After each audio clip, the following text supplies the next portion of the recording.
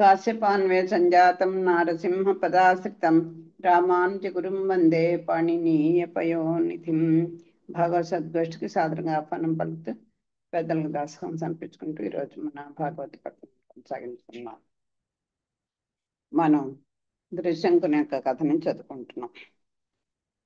మాంధాత కొడుకుల్లో అంబరీషుడు ఉత్తముడని తాతయ్య అయిన యవనాసుడు అతని కుమారుడుగా స్వీకరించాడు. అంబరీషునికి యవనాసుడు, అతడికి హరితుడు జన్మించాడు. అంబరీష్, యవనాసుల, హరితులు మాంధాత గోత్రానికి ముఖ్య పురుషులయ్యారు. మాంధాత రెండో కొడుకు పురుకుచ్చుడు. అతడు నాగకుమారులు అతన్ని పాతాళానికి తీసుకొని పోయి తమ చెల్లెలైన నర్మద అనే కన్నికనిచ్చి వివాహం చేశారు. అక్కడ పురుకుచ్చునికి త్రసదస్యుడు, త్రసదస్యునికి అనరణ్యుడు, అనరణ్యునికి హర్యసుడు, హర్యసునికి అరుణుడు, అరుణికి త్రిబంధనుడు, త్రిబంధనునికి సత్యవ్రతుడు జన్మించారు. ఆ సత్యవ్రతుడే త్రిశంకుడని ప్రసిద్ధిగాంచాడు. ఇప్పుడు ఆ త్రిశంకు సర్గం అని మనం ఇప్పటికీ దాన్ని వాడుతుంటాం కదా. విశ్వామిత్రుల వారి వల్ల అతనికి అలాంటి అటు ఇది పదం కాదు, ఇటు కాకుండా మధ్యలో అందుకే బొంజితో సర్గాన్ని పంపిస్తానని చెప్పాడు. అది ఎవరికి సాధ్యం కాదు కనుక అలా మధ్యలో ఉండిపోయాడు. గురు శాపవశమున కూలి చండాలుండై అనఘాత్మన్ కౌశికునాశ్రయించి అతని లావున దివిజాలయంబున కేగ మన్నింప కమరులు మరలంద్రోయన్ తల క్రిందుగా పడి దైన్యంబుతో రాగన్ కౌశికుండెప్పటి ఘనత మెరసి నిలిపే ఆకాశమున నేడున్నాడు త్రిశంకుండు అతడు హరిశ్చంద్రుని కనియే. ఆ హరిశ్చంద్రుడు కౌశికుడర్థించేసి కౌశికుండర్థించేరి యాగ దక్షిణామిషమున అఖిల ధనమున్ కొల్లన్గొని మీదన్ కులహీనున్ కొలువబెట్ట బొంక కలజడిన్ పొందే ఆ భూవరుండు. మనకి సత్యహరిశ్చంద్రుని కథ తెలుసు కదా. అతను ఎన్ని బాధలు, ఎన్ని రకాలైనటువంటి ఇబ్బందులు సముద్రం పెట్టినప్పటికీ కూడా అలజడిన్ బొంక అలజడిన్ పొందే ఆ భూవరుండు. ఎన్ని చేసినా సరే అతడు బొంకక అలజడిన్ పొందే, అసలు అన్న మాటని తప్పలేదు. అందుకే సత్యహరిశ్చంద్రుడు అని ఈ రోజుకి ఆయన అలా చరిత్రలో మిగిలిపోయాడు. గురు శాపం వల్ల చండాలుడైన అతడు పుణ్యాత్ముడైన విశ్వామిత్రుడిని ఆశ్రయించి, ఎవరు త్రిశంకుడు, అతడి ప్రభావంతో స్వర్గానికి వెళ్ళగా దేవతలు అతన్ని అంగీకరించక కిందకు తోసివేశారు. అట్లా తలకిందులుగా పడి దయనీయంగా వచ్చే అతన్ని విశ్వామిత్రుడు తన ప్రభావంతో ఆకాశంలో నిలిపాడు. కిందకు తోశారు ఆ దేవతలందరూ స్వర్గానికి వెళ్ళిపోతే. అలా పొందితే వెళ్ళకూడదు కనుక వాళ్ళు తోసేస్తే విశ్వామిత్రుడు తన ప్రభావం చూపించి ఆకాశంలో నిలబెట్టేశాడు. నేటికి ఆ త్రిశంకుడు ఆకాశంలో ఉన్నాడు. అతడు హరిశ్చంద్రుడిని కన్నాడు. ఆ త్రిశంకుని యొక్క కుమారుడే హరిశ్చంద్రుడు. విశ్వామిత్రుడు ఆ హరిశ్చంద్రుని దగ్గరకు కోరికతో వెళ్ళి యాగ దక్షిణ నెపంతో సమస్త ధనాన్ని కొల్లగొట్టాడు. దక్షిణ ఆమిషమున అఖిల ధనమును కొల్లన్గొని మీదన్ కులహీనుని కొలువబెట్ట. ఇంకా అతన్ని చూడండి, ఆ యాగ దక్షిణ నెపంతో దక్షిణ ఆమిషమున యాగంలో దక్షిణ తీసుకోవాలి, ఎవరు ఎంత కోరితే ఇవ్వాలి కదా. ఇంకా అని చెప్పేసి మనకు తెలిసి ఒక దీని మీద నిలబడి అక్కడి నుంచి బంతి ఎగరేసి అదే ఏవో అన్ని చూపిస్తుంటారు కదా. అవి ఎంతవరకు నుంచో తెలియదు కానీ మొత్తానికి ధనాన్ని అంతా కూడా కొల్లగొట్టేశాడు. ఆ పైన అతన్ని కులహీను కూడా చేసేటట్టు చేసేసాడు. మనకు తెలుసు కదా, కాటికాపరి కూడా పాపం శ్మశాన కావలి కూడా కాశాడు. ఆయన కాటికాపరి కూడా అయ్యాడు. తన కులహీనుని చేశాడు.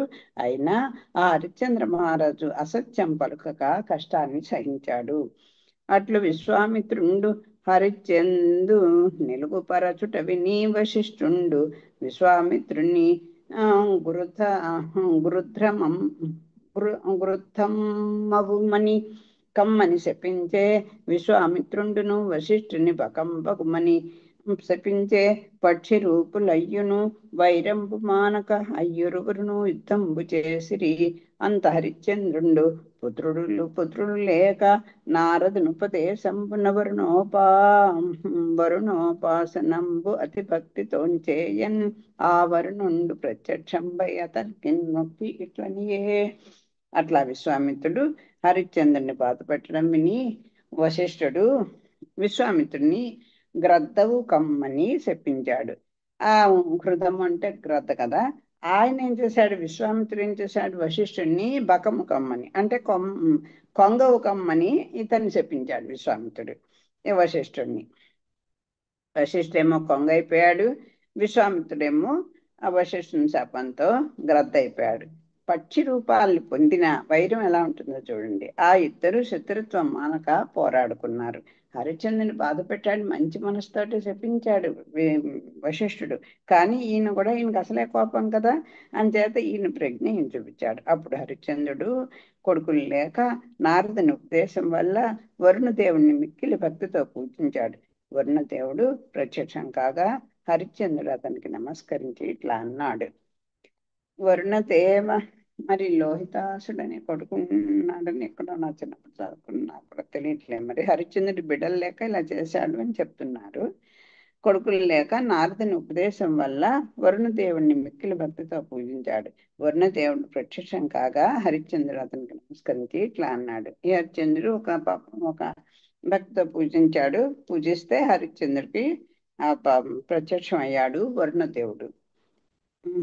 వరుణదేవ నాకు వర వీర గుణములన్ కొడుకు పుట్టెనే నిన్ కొడుకున్ బట్టి పశువున్ చేసి నీవు పరిణమింపంగ వెళ్తున్ కొడుకు గదయ్య కొసరు లేక. ఓ వరుణదేవ, నాకు గొప్ప వీరుడైన కొడుకు పుడితే నీవు సంతోషించేటట్లుగా అతన్ని బలిపశువుని చేసి అగ్నిలో హోమం చేస్తాను. వెళ్తి లేకుండా కొడుకును ప్రసాదించు. అంటే కోరిక తీరాలంటే వాళ్ళ బలిహరణాలు చేయాలి కదా, అందుకని అలా చేస్తున్నారు అని పలికినన్ కుమారుండు కలిగెడుమని వరం విచ్చి వర్ణుండు చనియే. అంత హరిశ్చంద్రునకు వర్ణ ప్రసాదంబున రోహితుండను కుమారుండు జన్మించే. వరుణుండును హరిశ్చంద్ర కుమారుని ఉద్దేశించి పురుటి లోపల వచ్చి పుత్రువేలు పుమన్నన్ పురుడువోయనన్ గాని పసగదనియే. పలురాకమును వచ్చి బాలు వేలుపుమన్నన్ పండ్లు లేకుంట అభావ్యుండనియే. పండ్లు రాజూచి డింబకుని వేలుపుమన్నన్ బడి పండ్లు రామి అభావ్యుండనియే. పడి పండ్లు బొడమినన్ కొడుకు వేలుపుమన్నన్ పోరుల కొదవక పోలదనియే. దొడరి ఇట్లు కొడుకు తోడి మోహంబునన్ పొద్దు గడుపుచుండె పూవరుండు తండ్రి తలంపు కొలందిన్ తనలోనం చింతించి ఇంట నుండ కడవికేగిన్ కొడుకు. హరిశ్చంద్రుడి పూర్వ చరిత్ర ఉంటుంది ఇది అని. సరే, ఏం చెప్పాడు, వరుణుడిని ఉపాసించాడు హరిశ్చంద్రుడు, తనకి కొడుకు కావాలని చెప్పి మంచి వీరుడైనటువంటి మంచి కుమారుని కనుక నాకు ఇస్తే నీకు ఆ కొడుకునే నేను అగ్నికి ఆహుతి చేసి నీకు నేను తృప్తిపరుస్తాను అని చెప్పాడు. అంటే సరే, కొడుకు కలిగితే మరి ఎవరిని దేవుడు వచ్చేసాడు కొడుకుని తీసుకెళ్ళడానికి.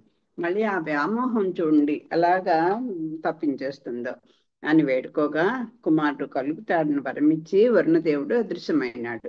పిమ్మట హరిశ్చంద్రునికి వరుణదేవుని అనుగ్రహం వలన రోహితుడు అనే కొడుకు కలిగాడు. వరుణుడు హరిశ్చంద్రుని వాగ్దానం ప్రకారం పురుటి లోపల వచ్చి కొడుకును బలిమ్మంటే పురుటి లోపల వచ్చి పుత్రు వేల్పున్ మన్నన్ పురుడు అనగానే పురుడు పోయినన్ గాని పొసగదనియే. అయ్యో, ఇప్పుడు ఎలా ఇస్తాను, పురుటి లోపల వచ్చే కొడుకుని బలిమ్మంటే పురుడు తీర్తే గాని ఎలా ఇస్తాం, పురుటి పిల్లాడు పనికిరాడు అన్నట్ట. తర్వాత పలురాక మునువచ్చి బాలు వేలుపుమన్నన్ పండ్లు లేకుండా అభావ్యుండనియే. ఇంకా ఆ పిల్లాడు కొంచెం పెద్దయ్యాడు, అదేంటి పళ్ళు రాకముందే బాల పళ్ళు వస్తాయి కదా, ఆ పళ్ళు రాకముందే వచ్చి పిల్లాన్ని సరే ఇప్పుడేమి ఇవ్వయ్యా ఇప్పుడు అయిపోయింది కదా అంటే అప్పుడు చెప్తున్నాడు పళ్ళు లేకపోవడం వల్ల తగదని చెప్పి పంపించేశాట. ఆ భావ్యుడు పనికిరాడు అని చెప్పేశాట. పండ్లు రాను చూచి డింబకుని వేలుపుమన్నన్ పడి ప- బడి పండ్లు రామి అభావ్యుండనియే. సరే ఏదో ఏంటి ఆ అరుడు కాడు అని చెప్పేశాడు కదా. పళ్ళు రాకపోతే పడి పళ్ళు అంటే మళ్ళీ గట్టి పళ్ళు కావాలి. పడి పండ్లు పొడసూపగా వచ్చి కొడుకును బలిమ్మంటే అబ్బే ఇప్పుడు ఏంటండి కాస్త ఏదో పళ్ళు వచ్చాయని వద్దవుతాడా, మీకు యుద్ధాలకు ఉపయోగపడేవాడు ఉండాలి కదా, అంచేత యుద్ధాలకు ఉపయోగపడే యువకుడు కాకుండా పనికిరాడు అని చెప్పేశారట హరిశ్చంద్రుడు. ఇట్లా హరిశ్చంద్రుడు కొడుకు పట్ల ఉన్న వ్యామోహంతో పడి పండ్లు వడమినన్ కొడుకు వెలుపుమన్నన్ పోరుల కొదవక పోల దనియన్. పోరులు అంటే యుద్ధానికి, పోరు అంటే యుద్ధం కదా, యుద్ధానికి పనికిరాని వాడు నీకెందుకు అని పంపివ్వలేట. దొరరి ఇట్లు కొడుకుతోడి వ్యామోహంబునన్ ప్రొద్దు గడుపుచుండె భూవరండు తండ్రి తలంపున్ కొలదిన్ తనలోనం చింతించి ఇంటండ ఉండక అడవికేగెన్ కొడుకు. ఇవన్నీ చూస్తున్నాడు ఆ కొడుకు. కొంచెం ఈ పెద్దవాడు అవుతున్నాడు అయినా కూడా ఇతను ఆ ఇవ్వట్లేదు. ఇవ్వకపోతే ఇది ఆ కొడుకు మీద ఉండే వ్యామోహంతో అన్న మాటని చెల్లించుకోకపోతే ఇంకా ఆ కొడుకే చిరాకు వేసి ఆ తండ్రి తలుపుని తెలుసుకున్నటువంటి రోహితుడు చాలా బాధపడి ఇల్లు విడిచి అడవుకి వెళ్ళిపోయాట. ఆ పిల్లవాడు ఎవడు హరిచంద్రుని కొడుకు రోహితుడు. ఇట్లు వనంబున కుంచని శరశరాసన ధరుండయి పురోహితుండు తిరుగుచుండి వర్ణగ్రస్తుండై హరిచంద్రుడు మహోదర వ్యాధి చేన్ పీడుతుండుగా ఉండుట విని పురంబున కుంతిరిగి రా గమకింప ఇంద్రుండు ముసలి తపసి అయి వచ్చి ఇట్లనియే. ఇంకా ఎప్పుడు ఎవరైనా ఒక మంచి పని చేద్దామని మొదలెడితే ఇంద్రుడు పడనివ్వడండి. ఏదైనా యజ్ఞాలు యాగాలు చేసేదైనా ఇస్తే తన ఎక్కడ పదవి పోతుందో అని ఎప్పుడు బెంగ ఇంద్రుడికి. అంచేత ఆయన ఏం చేశాడు, ఇతని పాపం ఇల్లు విడిచి వెళ్ళిపోయాడు. వెళ్ళిపోయిన తర్వాత ఈ తండ్రికి మరి పెద్దలకి ఒక మాట ఇస్తే భగవంతుడికి అది తీర్చుకోకపోతే ఇవే ఈ కామ్యమైనటువంటి యజ్ఞాలు యాగాదులు అలాగే కావలసినటువంటి వాళ్ళకి ప్రతిఫలం ఇవ్వకపోతే ఆ యజ్ఞం యాగాలు చేసిన తర్వాత ఆ దేవతలు తృప్తి పడకపోతే వాళ్ళ శాపాలకి గురైపోతారు. ఈయన మరి అన్నమాట ప్రకారం ఈ కొడుకుని ఇవ్వలేదు హరిశ్చంద్రుడు. ఇవ్వకపోయేసరికి ఇంకా వరుణుడికి కొడుకైతే ఇల్లు విడిచి వెళ్ళిపోయాడు కానీ వరుణదేవుడు తృప్తి పడలేదు కదా. అంచేత ఆ దోషం వల్ల పాపం ఇతను ఎవరు హరిశ్చంద్రుడు మహోదర వ్యాధితో ఉదర వ్యాధితో గొప్పదైనటువంటి ఉదర వ్యాధితో పీడింపబడుతున్నాడని తెలిసింట పాపం ఈ పిల్లవాడికి. తెలిసి విని పట్టణానికి బయలుదేరాడు. అయ్యో నాన్నగారు ఇలా అయిపోయారా అనుకుని వచ్చాడు. వస్తుంటే ఇంద్రుడికి తెలిసింది ఆ విషయం. ఆ ముసలి తపస్సు రూపంలో ఒక తపస్సు వేషంలో ముసలి వాళ్ళలా వచ్చి ఇట్లా చెప్తున్నట్ట ఇంద్రుడు ఎవరికి, ఆ మహోదరుడికి, రోహితుడికి. పుణ్య భూములరుగు పుణ్య తీర్థంబులన్ గురుంకు పుణ్య జనులన్ కోరి చూడు పుణ్య కథలు వినము భూపాల పుత్రక మేలు కలుగునట్టి మేరగలదు. ఇదిగో నువ్వు ఇప్పుడు వెళ్ళినా ఏం ఉపయోగం ఉండదు, నీ తండ్రి చెప్పు నువ్వేమి పోగొట్టలేవు. అంచేత నేను చెప్పినట్టు చెయ్యి. ఓ పెద్దవాడు ముసలివాడు చెప్తే అందులో తండ్రి మంచి పిల్లవాడు కదా, అందుకని ఇలా చెప్తున్నాడు ఈయన. ఓ రాజకుమార, పుణ్యక్షేత్రాలను దర్శించు, పుణ్య తీర్థాల్లో ములుగు, మంచి పుణ్యక్షేత్రాలు తిరుగు, అలాగే పుణ్యతీర్థాల్లో మునుగు, స్నానాలు చెయ్యి, పుణ్యాత్మల సాంగత్యంలోనే మెలుగు, పుణ్య కథలు విను, అప్పుడు నీకు మేలు కలుగుతుంది అని చెప్పి పంపించేశాడు. తండ్రి దగ్గరికి రానివ్వలేదు. అన్నిట్లు మగుడు ఇంచినంతిరిగి చని రోహితుండు ఒక్క ఏడవ్వనంబునంతిరిగి క్రమ్మరంచనదేర ఇంద్రుండు వచ్చితుండి ఎట్లా నివారించే విధంబున.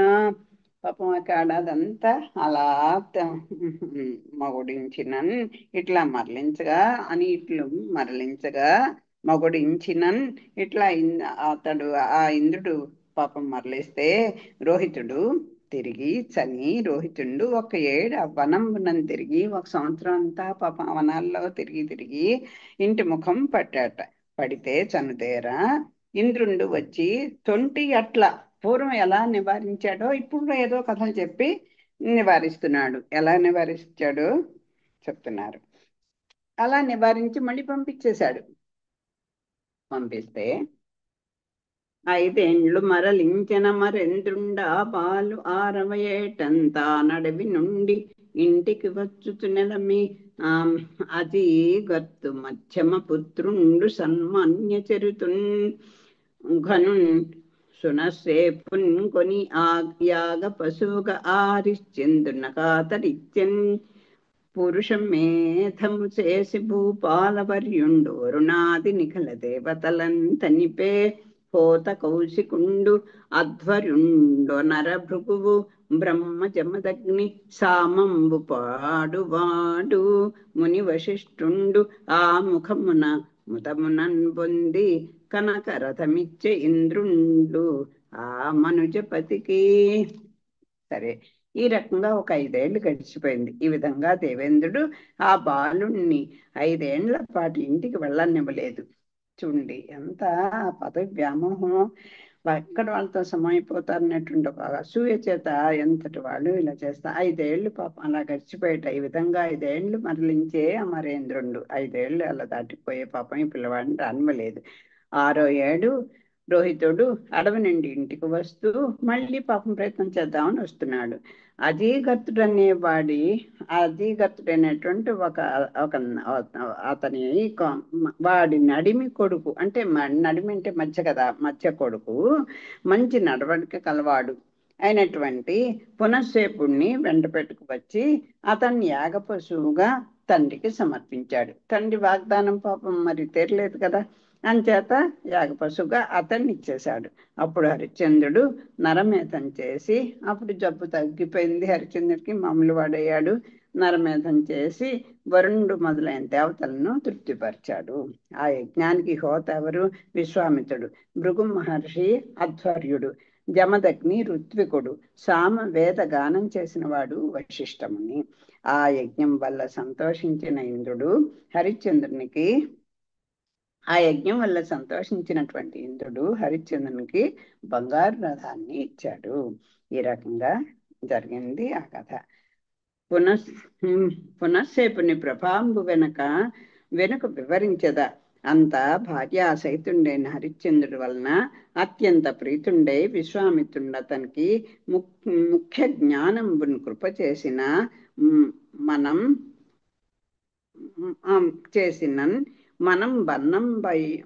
అన్నమయంబు కావున అన్న రూపియై పృథివి నెరింగి, పృథివిని జలంబు వలన అనంచి, జలంబున తేజంబు వలన నింకించి, తేజంబు వాయువు వలన చేర్చి, వాయువు ఆకాశమునన్ కలిసి, ఆకాశంబు తామసాహంకారమునందు లయం చేసి, అహంకారత్రయంబు మహత్తత్వంబునందుటించి, పరతత్వమునకు లోకంబులు సృష్టించదనను తలం పైన మహత్తత్వంబునందు విషయాకారంబు నివర్తించి, విషయ వివర్జితుండై పరతత్వంబుల నెరింగుచు, ఆ ఎరుక వలన సంసారహేతువైన ప్రకృతిని భస్మంబును చేసి, ఆ ఎరుకను నిర్వాణ సుఖ పారవశ్యంబునన్ పరిహరించి సకల బంధ విముక్తుండై హరిశ్చంద్రుడు వాంగ్మనస గోచరంబైన నిజ రూపంతో వెలుంగుచుండే. అతని కుమారునకు హరితుండు పుట్టే. అతని కుమారునకు అంటే హరిశ్చంద్రుని కొడుకు కదా, ఇందాక చదువుకున్నాం, మర్చిపోయినప్పుడు ఇతని పేరు రోహితుడు. ఆ రోహితుడికి హరిశ్చంద్రుడు వాంగ్మనస గోచరం నిజరూపును. అతని కుమారునకు హరితుండు పుట్టే. హరితునకు జంపనామధేయుండు జనించే. అతడు తన పేరన్ జంపానగరంబు నిర్మించే. చంపానగరం అంటారు కదా, ఆ సంధిలో జంపానగరం. తన పేరన్ చంపానగరంబు నిర్మించే. ఆ చంపునికి సుదేవుండును, సుదేవునికి విజయుండును, విజయునకు రురుకుండును, రురుకున్నకు ఉరుకుండును, వృకునకు బాహుకుండు జనించిరి. అందు బాహుకుండు. ఇప్పుడు ఆ రోహితుని యొక్క అంటే హరిశ్చంద్రుని యొక్క పరంపర అలా వాళ్ళ మనలు వాళ్ళ మనలు అలా కొంతవరకు చెప్పుకొస్తున్నారు. ఇప్పుడు ఏమైంది, పునఃసేపుని ప్రభావంపు వెనక వివరించదా ఏంటండి, ఎందుకని ఆ పునఃసేపుని తీసుకొచ్చి ఆ వర్ణదేవుడికి ఇచ్చే తన తండ్రి జబ్బు కూడా పోయింది అంటే ఆ కథ నేను తర్వాత చెప్తాను అని చెప్తున్నారు. పునఃసేపుని మహిమను తర్వాత ప్రభావము వెనుక వివరించదా, తర్వాత వివరిస్తాను. ఇప్పుడు హరిశ్చంద్ర దగ్గరికి వస్తున్నారు.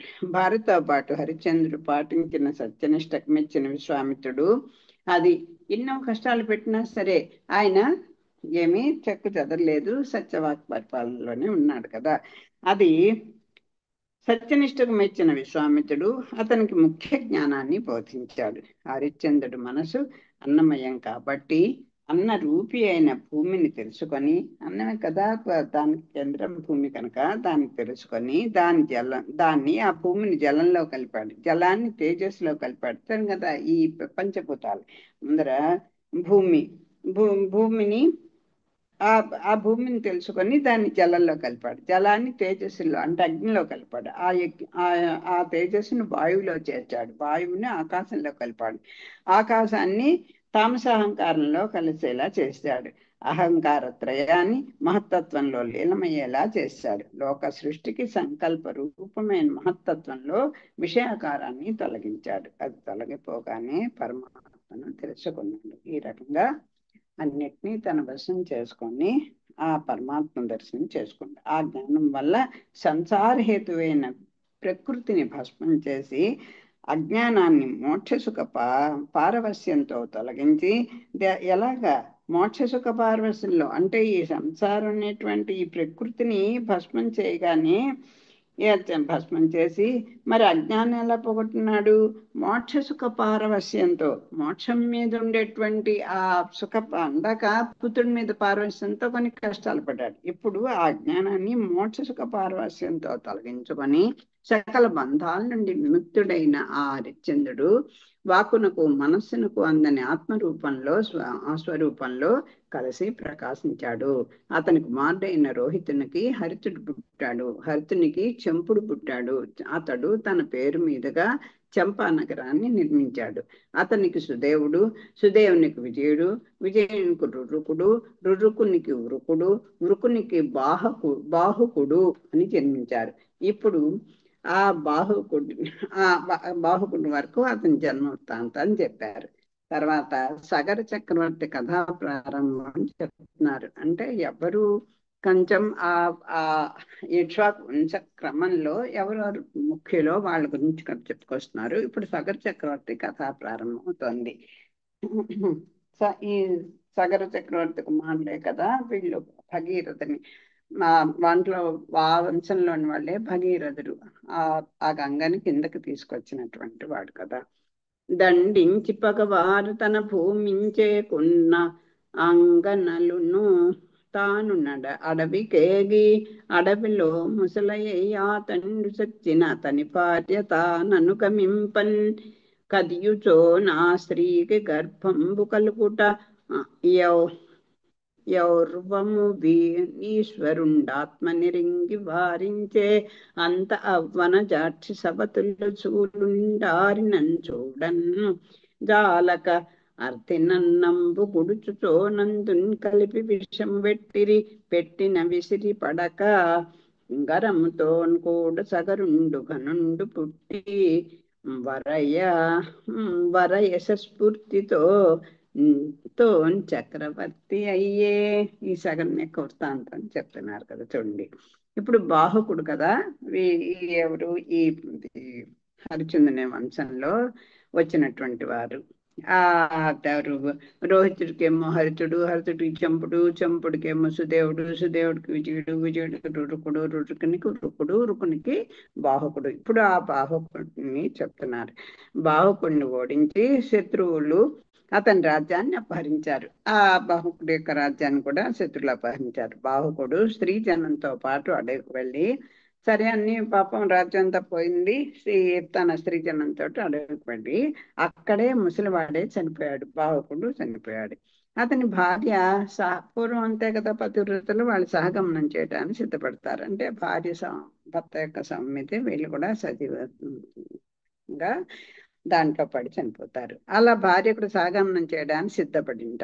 ఆమె గర్భవతి అన్న సంగతిని తెలుసుకున్న ఔర్వముని ఆమెను వారించాడు. అమ్మ, నువ్వు ఇప్పుడు గర్భవతివి, నువ్వు అలా సాగమనం చేయడానికి పనికిరాదు అని చెప్పి వారించాడు ఔర్వముని అని ఆయన. ఆమెకు నవమాసాలు నిండుతుండగా సవతలు చూచి ఓర్వలేని వారై అన్నంలో విషం కలిపి పెట్టారు.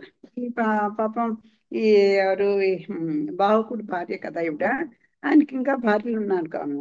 ఈమె నవమాసాలు మస్తుండి నిండు చూడాలుగా ఉండగా ఆ సవతులందరూ కూడా వాళ్ళకి బిడ్డలు లేని చేత వాళ్ళు వరలేని వాళ్ళే అన్నంలో విషం కలిపి పెట్టేశారు. ఆవిడకి పెడితే అయినా ఆమె కడుపులోని పిండం వికలం కాలేదు. అలా విషాన్నితో కూడినటువంటి అన్నాన్ని ఇవి తెలియకుండా తినేసినా కూడా ఆ లోపలనటువంటి ఆ గర్భస్థ శిశువుకి ఏమీ మార్పు రాలేదు. ఆ విషయంతో పాటు సగరుడు అనేవాడు పుట్టి గొప్ప కీర్తి వహించి చక్రవర్తి అయ్యాడు.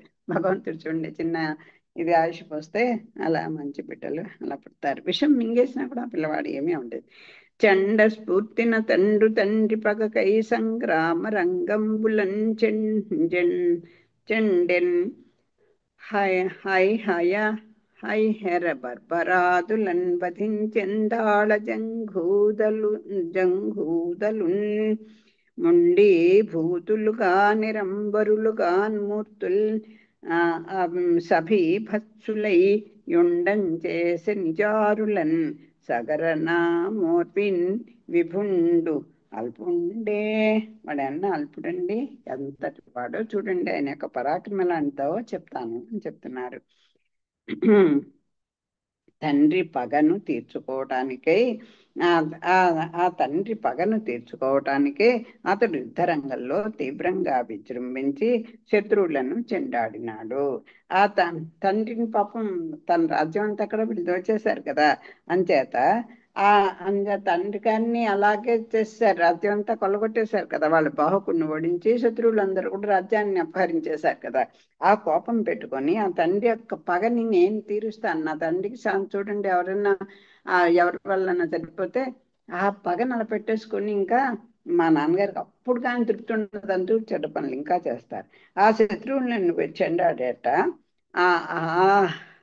హయ బర్బరాదులను సంహరించాడు. ఇలాంటి రాజుల ఆ దేశాల వాళ్ళందరినీ కూడా సంహరించాడు. తాళ జంగాదులను తలలు కొరిగించి ఆ తాళ వంశానికి చెందిన వాళ్ళు జంగాదులు మొదలైన అలాంటి జాతుల వాళ్ళందరి యొక్క తలలు కూడా కొరిగించేసి గుండులు చేసేసి వివస్త్రులను చేసి చూసే వారికి రోత పుట్టి వాళ్ళు వివస్త్రులుగా చేసి బట్టలు లేకుండా చేశాడు, తలలు కొరిగించాడు, వాళ్ళు చూసే వాళ్ళందరూ రోత పుట్టేటట్లుగా చేశాడు. మరి ఆ చక్రవర్తి సగర చక్రవర్తి సామాన్యుడా, మరి అంతటి ప్రజ్ఞ కలవాడు అని చెప్తున్నాను.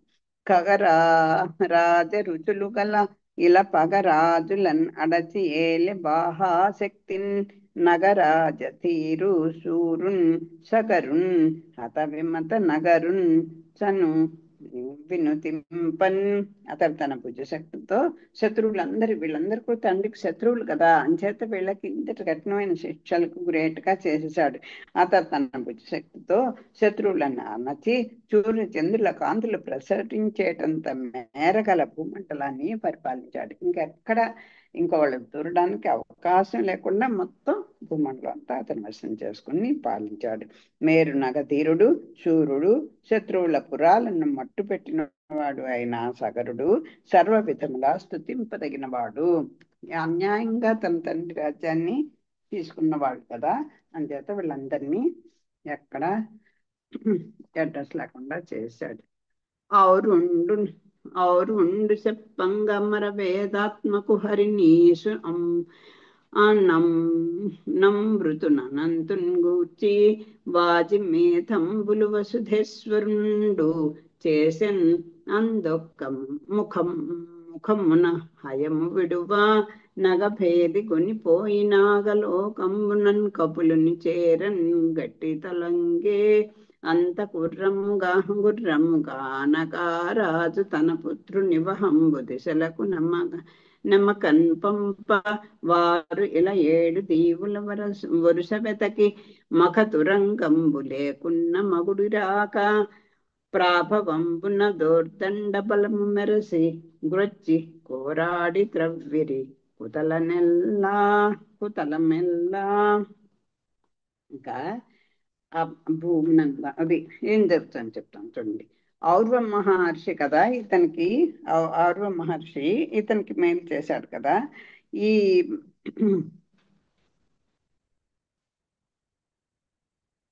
ఆ ఆ, ఈ ఈ ఎవరు ఈ బాహుకుడి యొక్క భార్య కదా. బా ఆ ఆవిడ ఆ బాహుకుడు అతని భార్యకి పుట్టినటువంటి వాడు కదా ఈ సగరుడు. ఆ భార్య పాపం భర్త చనిపోతే ఆ స్థితిలో పడిపోయి సహగమనం చేయాలనుకుంటే, అమ్మ నువ్వు గర్భవతివి, నువ్వు ఇలా చేయకూడదు అని అన్నారు కదా. అంటే ఆ ముని యొక్క అనుగ్రహం వల్ల ఇప్పుడు ఆ ఔరమహే వీళ్ళకి మహర్షి వీళ్ళకి కులగురువుగా ఉన్నాడు కావున ఆయన ఆయన మళ్ళీ ఈ సగరుడికి ఒక ఆ, సం- ఇది చెప్పారు, చేయించారు, యాగం చేయడానికి చెప్పారు. ఔరవ మహర్షి ఆదేశం మేరకు సగరుడు వేదాత్మకుడైన శ్రీహరిని గూర్చి అశ్వమేధ యాగాలను చేశాడు. శ్రీహరిని మనసులో పెట్టుకుని అశ్వమేధ యాగాలన్నీ చేశాడు ఆ ఔరవ మహర్షి ఆదేశంతో. ఒకానొక యజ్ఞ సందర్భంగా అతడు వదిలిన గుర్రాన్ని ఇంద్రుడు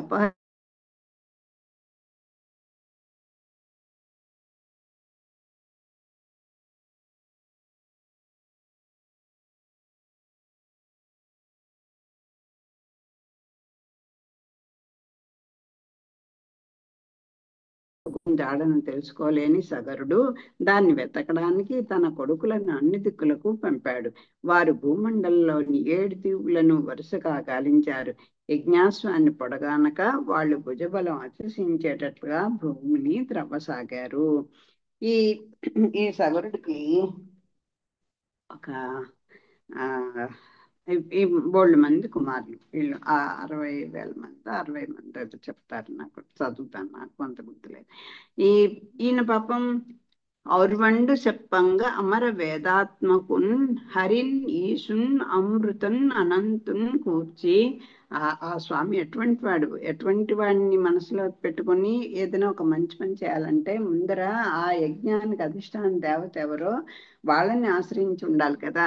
ఏ యజ్ఞానికి అన్ని కూడా యజ్ఞ కర్త భోక్త అన్ని స్వామే కనుక ఆయన వేదాత్మకుడు, హరి, ఈశుడు, అమృతుడు, ఆ తర్వాత అనంతుడు అయినటువంటి ఆ పరమాత్మను గూర్చి వాజిమేధంబులు వసుదేశ్వరుండు చేసే అలా ఎన్నో వాజిమేధం అంటే అశ్వమేధ యాగాలను, వాజి అంటే గుర్రం కదా, అశ్వమేధ యాగాలను ఎన్నో చేశాడు, యాగాలను చేసే అందు ఒక్క ముఖమున అంటే ముఖము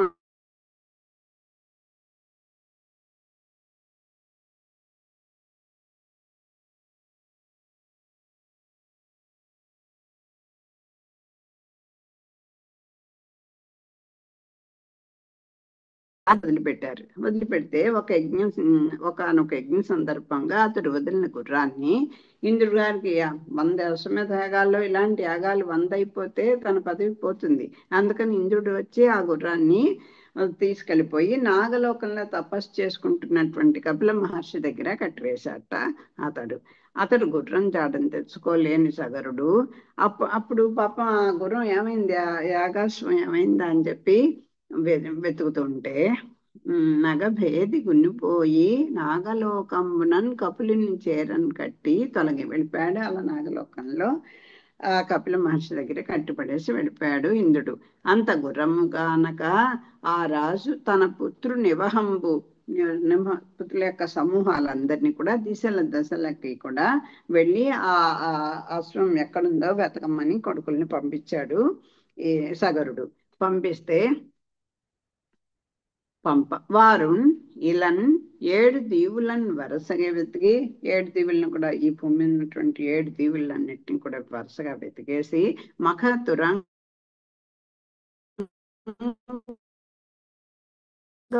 లేకున్నపోతే తిరిగి దాన్ని తీసుకుని రాలేకపోయారు. ప్రాభవంబున ఆ దోర్దండ బలం మెరసి గురొచ్చి కోరాడి త్రవ్విరి కుతలము ఎల్లన్. ఇంకా వాళ్ళు అప్పుడు ఏం చేశారు, అప్పుడు గుర్రం జాడని తెలుసుకోలేని సగరుడు దాన్ని వెతకడానికి తన కొడుకులను అనితిత్తులకు పంపిస్తే వారు భూమండలంలోని ఏడుదివులను వరుసగా గాలించారు. ఈ యజ్ఞాశ్వాన్ని పొడగానక వాళ్ళు భుజబలం అతిశయలేట్టుగా భూమిని తవ్వసాగారు. ఇంకా ఇంకా వాళ్ళకి మళ్ళీ వెనక్కి మరలి వచ్చి లేదు.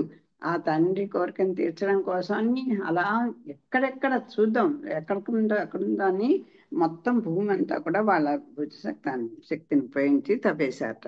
ఇట్లు ఇట్లు సుమతి కొడుకులు నేలంద్ర విపాతాళంబునన్ తూర్పు ముట్టియున్న ఉత్తర భాగంబునన్ కపులుని పొంతనున్న తురంగంబు కని. ఈవిడ పేరు సుమతి. సుమతి కొడుకులు ఈయన. వీళ్ళు సగరుడి భార్య సుమతి. ఇందాక పేరు అక్కడికి పిలినట్లేదు. అతని భార్య సహగమనం సిద్ధపడింది అన్నారంటే ఇప్పుడు పేరు చెప్తున్నారు. ఆవిడ పేరు సుమతి.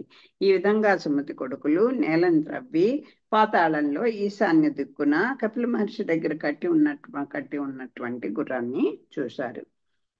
ఎరింగితి మద్దిరయ్య తడ వేటికి గుర్రపు దొంగ వీడే ఈ జరభువిన్ పట్టి చంపుడు అతి సాధు మునింద్రుండు బోలే నేత్రములెర్రవక పాకి నోరు మెదలింపంగ బైసుక పట్టెనంచు అయ్యరువది వేవురున్ నిజ కరాయుధములను జలిపించి డాయుచోన్. ఎరింగితి మద్దిరయ్య తడబేటికి గుర్రపు దొంగ వీడే ఈ జరపున్ పట్టి చంపుడు అతి సాధు మునింద్రుండు బోలే నేత్రములెరవక